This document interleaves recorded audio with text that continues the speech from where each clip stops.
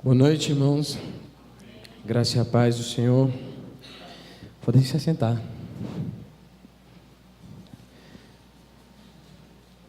Antes de nós ouvirmos a palavra de Deus, queria passar um vídeo. É um cordel.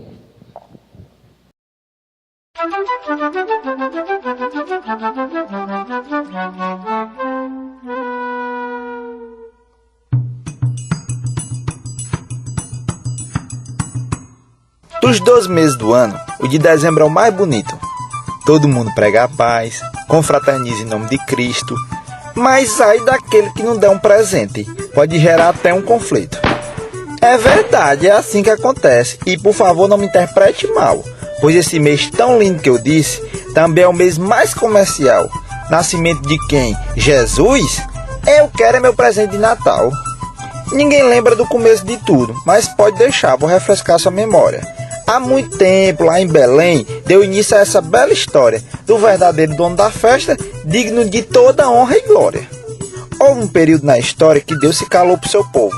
Foram cerca de 400 anos até surgir um profeta novo. O nome dele seria João, responsável por esse renovo. Zacarias era um homem bem velho e Isabel também bem velhinha. Ter um menino nessa altura do campeonato só podia ser piada de vizinha, mas como Deus não é homem de piada, fez nascer justo de onde não vinha. Gabriel, arcanjo do Senhor, disse a Zacarias que ele ia ser papai. O homem se espantou com aquilo e disse que não, jamais. Gabriel olhou e disse para ele: "Tu pensa que eu sou um anjo paraguai? Eu sou servo de Deus que mandou esse recado trazer. Mas como você está duvidando, se prepare para o que eu vou fazer. Vai ficar sem falar uma arruma de dia até o menino nascer." E assim foi acontecido. Isabel, bem velhinha, embuchou. Zacarias continuava mudo, mesmo assim a Deus adorou. A mulher já estava com 6 meses quando o anjo do céu retornou. Mas dessa vez bateu noutra porta, na de Maria, prima de Isabel. Ela era uma moça bem jovem, abençoada por Deus, mulher fiel. Ele disse que ela ia ter um menino, Jesus, o Nazareno, o Emanuel. Por ser virgem, ela achou impossível, mas não quis o Senhor duvidar. Já José, seu noivo na época, o casamento quis cancelar, mas o anjo explicou tudinho e José se apressou para casar. Deus, quando fala, fala direito e toda promessa dele é confirmada. Esse negócio que o Senhor mandou dizer sem confirmação é tudo furada. Tu acredita que Deus confirmou ainda mais a promessa que já foi aprovada? Maria foi visitar Isabel e na chegada cumprimentou. Isabel, quando viu Maria, o menino no bucho balançou, sabia nem que a outra estava grávida e disse: "Acredite, Maria, no que o anjo falou." Isabel teve um menino e o povo doido para saber o nome. Disseram para pôr Zacarias filho. Ela disse que era João e Batista o sobrenome.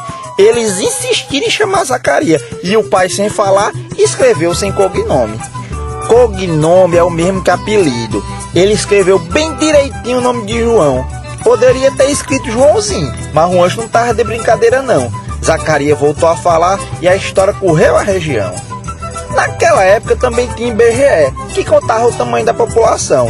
Mas se eu sou do Ceará e morava em Alagoas, a contagem não valia não. Tinha que voltar para minha terrinha e me apresentar ao escrivão. Foi numa dessa que nasceu Jesus. José e Maria moravam em Nazaré. Foram a Belém para tal contagem, 150 quilômetros de viagem a pé. O jumentinho era só para Maria, coitado dos pés de José. A cidade estava lotada, não tinha vaga em nenhuma pensão. O menino se aprontou para nascer, Maria já estava com barrigão. Correram para uma estribaria e cadê tem médico de plantão? Jesus nasceu ali mesmo, simples como devemos ser. Não teve médico nem enfermeira, mas Deus assim quis fazer, para servir de lição para muitos que querem tanto aparecer. Deus se encarregou da festa, teve até chá de bebê, fez nascer no céu uma estrela para que todos pudessem ver que ali nasceu o menino que por nós irá vencer. 3 pastores, ao ver a estrela, se perguntavam o que era aquilo. O anjo de Deus foi até eles e disse: "Rapaz, fique tranquilo, nasceu o rei de vocês, vão lá visitar o pupilo." Os homens pensaram em palácio e foram até o rei Herodes. O perguntaram pelo rei que nasceu. "Que rei, se eu sou o Lorde?" O caba ficou injuriado e chamou o sacerdote. "Me diga onde vai nascer o Messias e fale logo que eu tô aperreado." Responderam que era em Belém. O caba ficou agoniado, chamou os pastores para conversa e mentiu bem descarado. Vão lá e acham o menino, depois volto para cá. Quero que me diga direitinho onde o rei pode estar, pois também quero ir me prostrar e adorar. Os pastores saíram dali acreditando que era verdade. O anjo de Deus os guiou a uma certa maternidade, onde nasciam os cavalos e bois dos homens daquela cidade.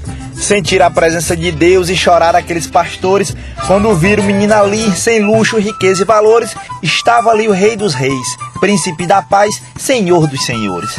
O chá de bebê de Jesus aconteceu naquele momento. Ao invés de fralda tinha ouro, de chupeta tinha incenso. Foi dado até um pote de mirra como forma de agradecimento. Deus disse para eles em sonho para mudar o caminho da volta, pois Herodes estava esperando, armado com sua escolta, a fim de pegar o menino e fazer uma reviravolta. Deus disse também a José para o Egito ele fugir, pois o rei ia matar o bebê nascido ali, Jesus o Nazareno, descendente de Davi. Do Egito eles foram, conforme disse a profecia, para a terra de Nazaré, onde ele cresceria. Foi batizado por João, o filho de Zacarias. Essa sim é a história que todos devemos lembrar. Que eu saiba, Jesus não era gordo e de trenó não costuma andar. E foi dele o maior presente a salvação que vamos herdar. Isso mesmo, a salvação está guardada para você. Basta olhar para Jesus Cristo e entregar o seu viver. Ele é o grande Deus para você servir e crer.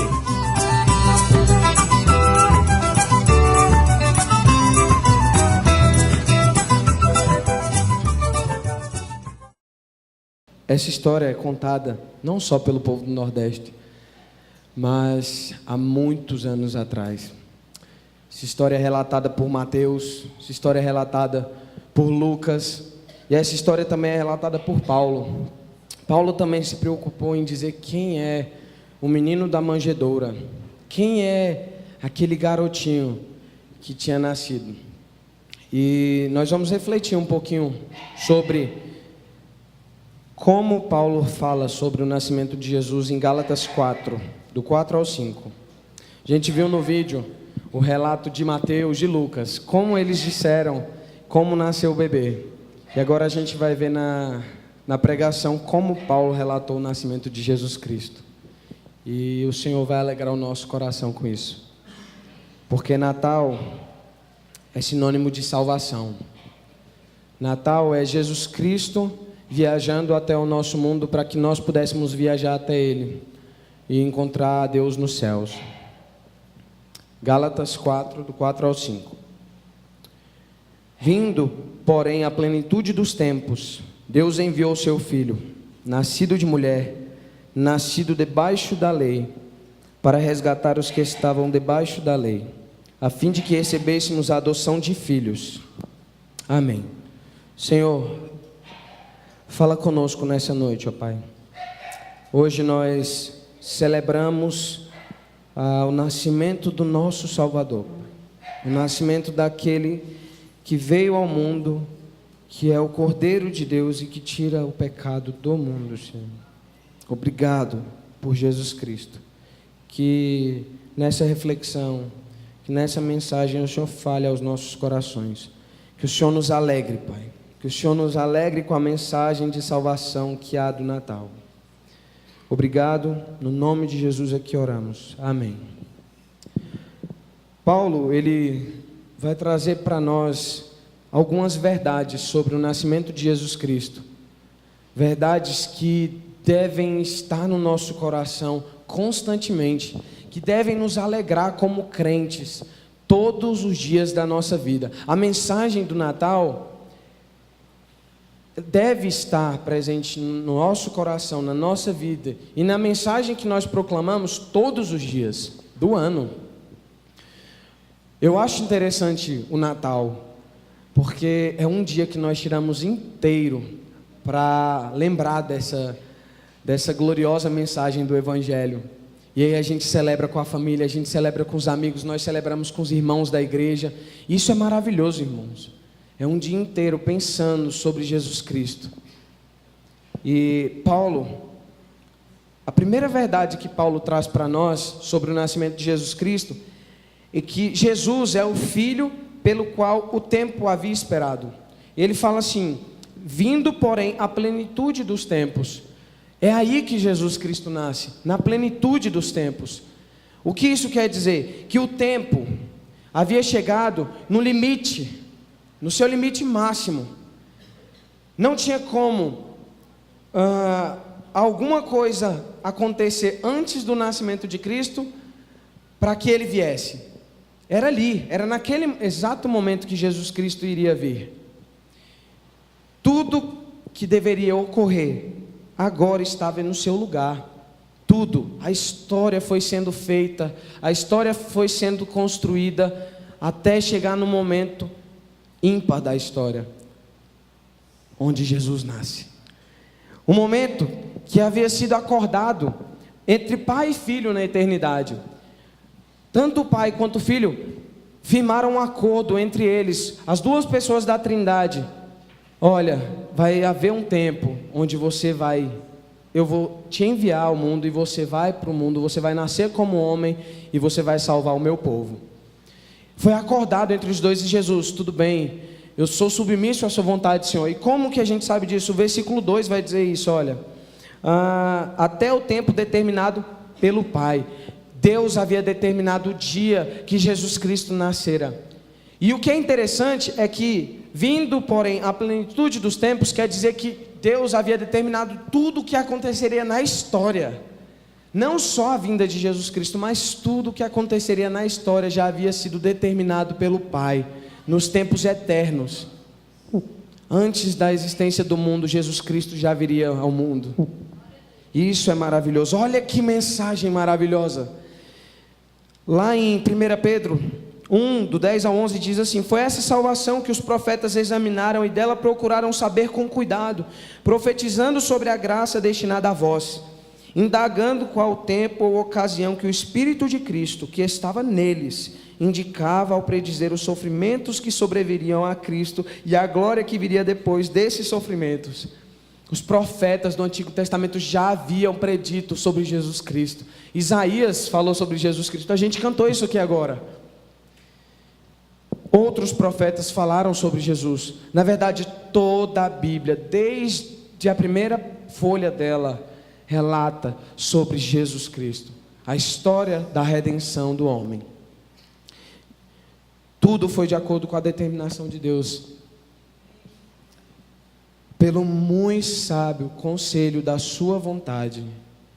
Ele é sábio o suficiente para decidir todas as coisas que acontecem, e ele decidiu que Jesus Cristo viria, e glória a Deus por isso, porque a salvação bateu à porta do mundo em Cristo. Não foi, irmãos, o tempo que determinou o que Deus iria fazer. O mundo foi andando e aí Deus percebeu, olha, eu acho que eu vou mandar meu filho. Não, Deus determinou o tempo. Deus é o Senhor do tempo. Deus é o Senhor da história. Deus é soberano sobre a minha vida, sobre a sua vida. E Deus é soberano sobre toda a história. Não só sobre a história, mas sobre todo o universo. Deus comanda todas as coisas segundo o conselho da sua vontade. Esse é o Deus do Natal. O Natal não tem a ver só com Jesus Cristo. O Natal tem a ver com Deus bondoso e gracioso, que envia o seu Filho ao mundo para nos salvar dos pecados. Essa é a mensagem do Natal, irmãos. Mas como é essa plenitude dos tempos? Como que a gente percebe isso na história? Pode ser dividido em 4 características. Foi um tempo de preparação política. O Império Romano trouxe a paz romana para o mundo. O mundo se uniu de uma maneira que é impressionante. Não, as guerras cessaram, tudo foi se tornando muito ameno no mundo. Então todo mundo estava bem, havia paz. Então foi nesse tempo que Jesus veio, onde havia paz no mundo. Uma suposta paz, né? Porque Ele é a paz que veio no mundo, né?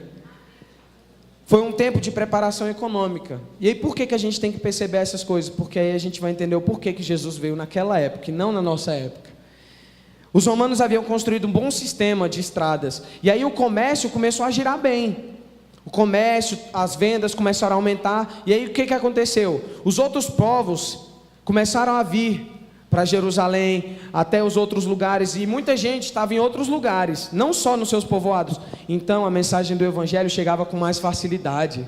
É aí que Jesus vem, quando o evangelho pode chegar a todo homem. E aí foi um tempo também de preparação cultural. Por quê?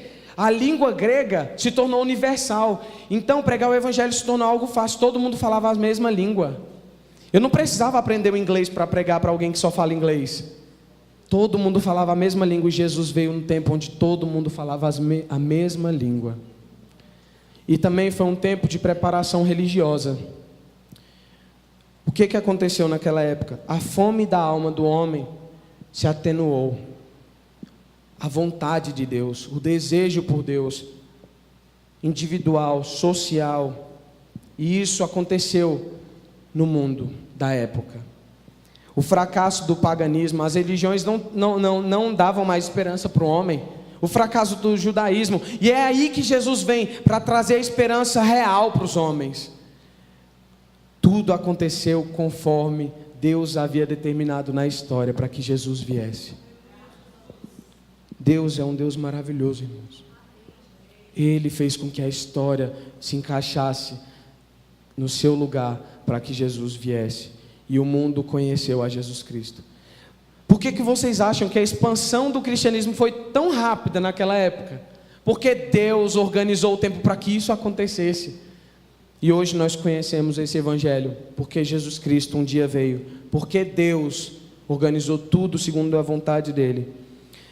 Vamos pensar num recipiente, mais ou menos desse tamanho, e aí tem uma gota que cai, e essa gota representa minutos, anos, semanas, meses, décadas, séculos, e aí vai caindo essa gota. Só que antes de Deus criar esse recipiente, ele escreveu bem assim, ó, numa parte aqui, Jesus vai vir aqui. E aí ele põe esse recipiente, está caindo, está caindo. E quando esse recipiente enche, Jesus vem. É isso que aconteceu na história. É isso que Paulo está dizendo aqui.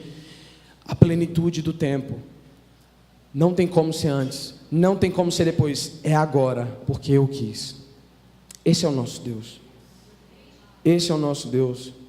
E Ele cuida também da nossa vida. O dia que você recebeu a Cristo, foi o dia certo de receber a Cristo, porque Deus determinou todas as coisas segundo o conselho da vontade dEle. Nós somos crentes porque o Senhor quer que nós sejamos crentes. Nós devemos bendizer a salvação em Jesus Cristo todos os dias, porque Deus nos quis, mesmo sendo quem somos. O texto continua e diz assim: Deus enviou seu filho nascido de mulher. Ele era o filho nascido de mulher. Paulo direciona a nossa atenção aqui para quê? Para a humilhação do glorioso Filho eterno de Deus. Jesus Cristo, que era o próprio Deus, se humilha, se tornando homem. O Filho eterno de Deus, que nasceu de uma mulher, como diz as profecias de Gênesis 2,15, ou 3,15, que diz assim: porém, inimizade entre ti e a mulher, entre a tua descendência e a descendência dela. Esta te ferirá a cabeça e tu lhe ferirá o calcanhar. Jesus Cristo é esse menino aqui. É esse menino que se cumpriu na história, que foi um dia e nasceu numa manjedoura. Ele é o menino profetizado em Gênesis 3,15, no início da história. E aí Isaías, muito tempo depois, também profetiza dizendo: pois o Senhor mesmo vos dará um sinal, a virgem ficará grávida e dará à luz um filho, e ele se chamará Emanuel, Deus conosco. Isaías 7,14. Jesus Cristo é o menino que nasceu como mulher, ou como de mulher. Nasceu como homem de mulher. Ele era, portanto, totalmente homem e totalmente Deus. Por que ele era Deus? Porque ele foi enviado pelo Pai. Ele já estava na eternidade com o Pai. Ele já estava na eternidade gozando da plenitude com o Pai. Mas mesmo estando na eternidade, gozando de todas as bênçãos, gozando de todo o poder, controlando todo o universo, ele desce ao mundo como homem para nos salvar, para nos redimir, para nos resgatar. Esse é o nosso Jesus Cristo. Esse é o Jesus Cristo que entra na história, bate na porta da história e salva os seus. Esse é o nosso Jesus Cristo. O Filho de Deus foi enviado para ser um conosco em nossa humanidade. Ele foi enviado para ser um conosco. Ele não veio só para se identificar conosco, irmãos. Ele não veio só para se identificar conosco. Ele veio para nos libertar. Porque somente um homem poderia resolver o problema do homem, e Jesus se faz homem para isso. Bode não resolveu o nosso problema no Antigo Testamento. O sangue de cordeiros não resolveram o problema do nosso no Antigo Testamento. Porque nós tínhamos que ficar sacrificando o tempo todo. Mas Jesus entra uma vez só no Santo dos Santos, rasga o véu e nós temos livre acesso ao Senhor. Nós podemos ter comunhão com Deus novamente. Esse é o Jesus Cristo que nós esperamos. Essa é a nossa esperança. Esse é o nosso Jesus, irmãos. O apóstolo Paulo, ele conhece a história do nascimento de Jesus Cristo. Ele leu os evangelhos. E o que ele diz é que Jesus, ele não nasceu na mulher, ele nasceu de mulher. Ele não foi um Deus que estava aqui dentro só esperando 9 meses para nascer. Ele foi formado, ele foi gerado igualzinho a nós. Ele experimentou nascer do sangue da mulher, da carne da mulher. Ele se fez carne. Ele se fez carne. Que humilhação que ele teve que passar por nós, por cada um de nós, por mim e por você. Ele se humilhou. Ele se humilhou. Ele era Deus e fez homem, limitado em corpo. Ele sofreu, ele padeceu. Que Deus é esse que sofre pelo seu povo? É só o nosso Deus. Esse é o nosso Jesus Cristo. E a Bíblia continua dizendo: ele é o filho nascido sob a lei. O texto continua aqui, irmãos. Nascido debaixo da lei. Por que é nascido debaixo da lei? Porque ele não nasce só como um homem. Ele nasce como um servo. Ele nasce como um servo. Ou seja, nascido um judeu sob Moisés. Jesus é aquele que criou todas as coisas. É aquele que colocou no homem a consciência de que ele tem pecado nele mesmo. Segundo Paulo, lá em Romanos 1, nós temos uma consciência que aponta o nosso pecado, o nosso erro, a nossa moralidade. Ele criou as leis. Todas as leis foram criadas por ele, junto com o Pai na eternidade. Não é isso que diz João 1? Ele estava com Deus, não era? E ele era Deus. E nada do que foi feito sem ele. Porque todas as coisas, todas as leis, tudo foi feito por ele. Mas ele submeteu à lei de Moisés. Ele teve que cumprir toda a lei de Moisés. Como? Ele nasceu. Aí ele teve que ser circuncidado. Um Deus ser circuncidado, irmãos. Isso é muita humilhação para o nosso Senhor. Paulo continua mostrando a humilhação de Deus por nós. E aí, ele teve que participar da festa da Páscoa, ele teve que participar de todas as cerimônias, ele teve que fazer tudo como homem, inclusive se submeter à lei que ele mesmo havia criado, que era boa, perfeita, justa e agradável. Ele fez isso. Por causa dele, os preceitos e rituais que o Antigo Testamento mostra para a gente, as leis, foram cumpridas. Ele cumpriu cada lei do Antigo Testamento, cada lei que apontava na nossa cara e dizia: você é pecador, você não consegue cumprir a vontade de Deus, você não consegue fazer as coisas segundo Deus. Mas Jesus Cristo cumpriu toda a lei no nosso lugar. Sabe qual era o salário que a lei nos dava por causa do nosso pecado? A morte. Mas quem morreu numa cruz foi Ele por nós. Essa é a humilhação do Redentor. Ele experimentou até a morte no nosso lugar. Esse é o nosso Jesus Cristo. Ele foi servo, sendo Deus. Ele se sujeitou sendo o maior de todos. Que exemplo que nós temos desse homem, não é? Jesus foi esse homem, irmãos. Jesus pagou o preço por mim e por você. Por mim e por você. Hebreus diz assim: por isso, entrando no mundo, ele diz: tu não quiseste sacrifício e oferta, mas me preparaste um corpo. Não te agradaste de holocaustos e ofertas pelo pecado. Então eu disse: estou aqui. No rolo do livro está escrito ao meu respeito, para fazer, ó Deus, a tua vontade. Ele era Deus e se submete à vontade do próprio Deus. Esse é o Jesus Cristo da manjedoura. E aí o texto continua. E aí nós falamos sobre o propósito agora. qual é o propósito do nascimento de Jesus Cristo? E Paulo passa a refletir sobre esse propósito. Jesus nasce para quê? No versículo 5: para resgatar os que estavam debaixo da lei. A história da redenção de Israel exemplifica muito bem aqui o que a gente está conversando. Israel foi para o Egito e ele está cativo nas mãos do Egito, escravo do Egito. Nós somos o Israel, irmãos. O Egito é o pecado. O Egito significa e exemplifica Satanás e a sua obra de prisão na nossa vida, de destruição. E é isso que o Egito fazia com o povo de Israel, e é isso que o pecado faz conosco. Só que a obra que Jesus Cristo faz é maior que a obra que Moisés faz tirando o povo do Egito. Nós fomos libertos do cativeiro do pecado por meio de Jesus Cristo. Jesus veio para libertar o homem, para libertar todo aquele que estava debaixo da lei. Porque por causa da lei, nós não poderíamos cumprir as exigências que Deus faz para nós. Nós não amamos como Ele exige. Nós não somos pacientes como Ele exige. Nós não andamos da maneira que Ele exige na sua palavra. Se nós vivêssemos só os 10 mandamentos, nós seríamos crentes tão exemplares, mas nós não conseguimos cumprir. Nós criamos deuses no nosso coração todos os dias. Já dizia um pastor que o nosso coração é a fábrica de ídolos. E nós fabricamos ídolos todos os dias. Nós pecamos contra o Senhor.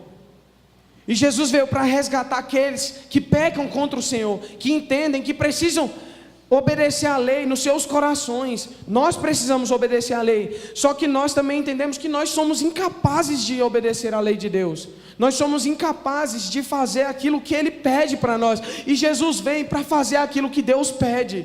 Obedecer cada ditame da lei, cada vírgula da lei, cada parágrafo da lei. E Ele obedece no nosso lugar. E quando Ele obedece, Ele imputa em nós a justiça dEle. Ele nos dá de graça a sua justiça, a forma justa como Ele andou, a justiça legal dEle diante do Senhor. Sabe qual é o exemplo que a gente pode ter disso? É como se você tivesse com uma conta bancária totalmente no vermelho. É impossível pagar, mesmo que você trabalhe a vida inteira. E aí Jesus Cristo vai e debita tudo na sua conta. Tudo que Ele tem. Tudo que Ele tem, é isso que Ele faz na cruz. Ele debita a justiça dEle na sua conta. Porque Deus exige que você seja justo, que eu seja justo. Mas a gente não pode. E Jesus foi por nós. Esse é o Jesus Cristo da manjedoura. Um Jesus que obedece à lei por nós e que nos resgata. É a redenção de Jesus Cristo aqui. Nós somos libertos do pecado, da morte. 1 Coríntios 5, 7 diz assim: removei o fermento velho, para que sejais massa nova sem fermento, assim como de fato sois, pois Cristo, nosso Cordeiro da Páscoa, já foi sacrificado. Ele é o nosso Cordeiro Pascal. Ele substitui a nós. E aí 1 Pedro 1, 19 ao 20 diz assim: mas fostes resgatados pelo precioso sangue, como de um cordeiro sem defeito e sem mancha, o sangue de Cristo, conhecido já antes da fundação do mundo, mas manifestado no fim dos tempos em nosso favor. Esse é o nosso Jesus Cristo. Esse é o Jesus Cristo que vem, derrama seu sangue e nos liberta do pecado. João 1, 29 diz: no dia seguinte João viu Jesus e vinha em sua direção e disse: este é o Cordeiro de Deus que tira o pecado do mundo. E Ele não tira só o pecado do mundo, Ele tira o pecado de dentro dos nossos corações. Esse é o Jesus Cristo da manjedoura. Ele se derramou na morte pelo seu povo. E aí Isaías 53, 12 diz: por isso eu lhe darei uma porção com os grandes, e ele repartirá o despojo com os poderosos, porque derramou a sua vida até a morte, e foi contado entre os transgressores. Nós éramos os transgressores, mas ele foi contado como aquele que transgrediu no nosso lugar. Gálatas vai dizer que maldito é todo aquele que foi pendurado aonde? No madeiro. Ele se torna maldito por nós. Nós éramos os malditos. Nós éramos os malditos. Mas Ele se torna nosso lugar, em nosso favor, para derramar salvação gratuita.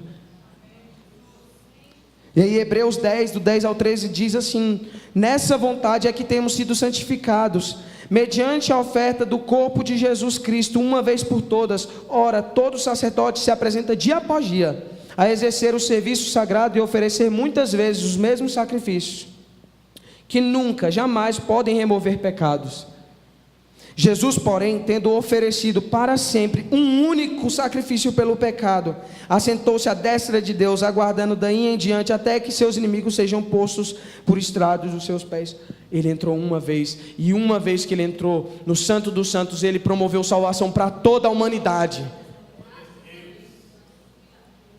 E aí Apocalipse diz: então vi no meio do trono e dos 4 seres viventes e entre os anciãos de pé um cordeiro como sendo morto. Ele tinha 6 chifres, bem como 7 olhos, que são 7 Espíritos de Deus enviados por toda a terra. Veio, pois, e tomou o livro da mão direita daquele que estava sentado no trono. E quando tomou o livro, os 4 seres viventes e os 24 anciãos prostraram-se diante do cordeiro, tendo cada um deles uma harpa e taças de ouro cheias de incenso, que são as orações dos santos, e entoavam um novo cântico, dizendo: digno és de tomar o livro e abrir os selos, porque foste morto, e com teu sangue compraste para Deus os que procedem de toda tribo, língua, povo e nação. Jesus te salvou, meu irmão. Jesus te libertou da escravidão do pecado, do jugo da lei. A lei de Deus é boa, mas nós não podemos cumpri-la porque somos pecadores. Mas Deus nos livra do jugo da lei, da escravidão à lei, da culpa que a lei traz nos nossos corações. Ele tira toda culpa, toda culpa. Foi dessa forma que Ele realizou o novo e verdadeiro êxodo da escravidão espiritual no reino de pecados e morte de Satanás. Ele nos libertou. Ele nos libertou. Ela dará à luz um filho, a quem darás o nome Jesus, porque ele salvará seu povo dos seus pecados. Jesus traz um benefício que Moisés não trouxe: a remissão dos pecados, a libertação da responsabilidade da lei, no sentido de jugo, não de que nós não devemos cumprir a lei, não devemos ainda, ela é boa, e o castigo que o pecado e a culpa exigem de nós. Nós somos filhos da desobediência sem Jesus Cristo. Éramos por natureza não filhos de Deus, mas filhos da ira, entre os quais todos nós também antes andávamos, seguindo os desejos carnais, fazendo a vontade da carne e da mente, e éramos por natureza filhos da ira, assim como os demais. Filhos da ira. Nós estávamos sobre o alvo da ira de Deus. Deus odeia o pecado. Deus odeia, abomina o pecado, e nós estávamos cheios de pecado, completamente tomados pelo pecado. Sem Cristo, a nossa vida é puro pecado, e nós somos filhos da ira. A adoção, aqui para Paulo, é o ato da livre graça de Deus. Deus derrama graça sobre quem não merece graça, sobre quem é filho da ira, sobre quem vive desobedecendo a Ele, sobre quem não pode cumprir a lei, e Ele derrama graça, mesmo nós sendo pecadores, porque Ele é livre para dar graça para quem Ele quiser. Ele é bondoso e gracioso e soberano, e administra os seus atributos como Ele deseja. Ele derrama graça do tanto que Ele quer, na hora que Ele quer, quando Ele quer, em quem Ele quer. Esse é o nosso Deus, Ele é livre para isso. E Ele derrama naqueles que estão em Cristo, naqueles que estão em Cristo, por amor de Cristo, pelo qual todos somos justificados. Esse sangue de Jesus nos justifica, nos purifica, nos lava. E aí nós somos recebidos no número da família de Deus. Nós somos contados como família de Deus, família eleita do Senhor, família santa do Senhor. Nós somos chamados filhos de Deus. Nós que éramos filhos da ira, somos família do Senhor, e nós recebemos a herança nos céus. Somos chamados também de herdeiros dos céus, de moradores dos céus. Isso é maravilhoso. Esses são os benefícios que a vinda de Cristo traz para nós. Nós recebemos o Espírito Santo de Deus, que nos consola, que nos traz paz nos momentos difíceis, nos momentos fáceis, nos dá força para continuar a caminhada cristã. E nós ficamos sobre o cuidado paternal de Deus. Deus cuida de nós como um pai que ama o seu filho. Como Jesus disse: quantas vezes eu quis juntar vocês como uma galinha junto os seus pintinhos. Ele abraça a nós e cuida de nós, do seu povo.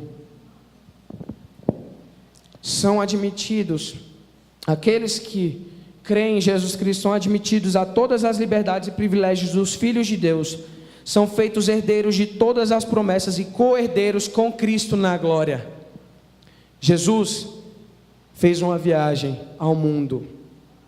Ele veio como homem, nascido de mulher, nascido sob a lei, para resgatar os que estão debaixo da lei, e nos adotou e nos fez herança dele.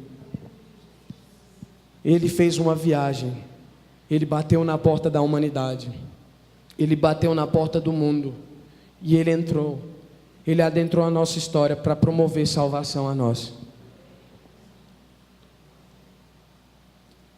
Nós só podemos ser salvos em Jesus. E nessa noite o convite é exatamente esse. Se você entende, se você entendeu na palavra de Deus que você necessita dessa salvação, não perca tempo. Aceite a Jesus Cristo ainda hoje. Receba Ele como Senhor Salvador da sua vida, seu único Salvador. Ele te resgatou da morte. Ele te resgatou das garras de Satanás. Ele te resgatou do domínio do pecado e da morte na cruz. Ele fez isso. Jesus veio ao mundo por mim e por você. Não deixe essa oportunidade passar.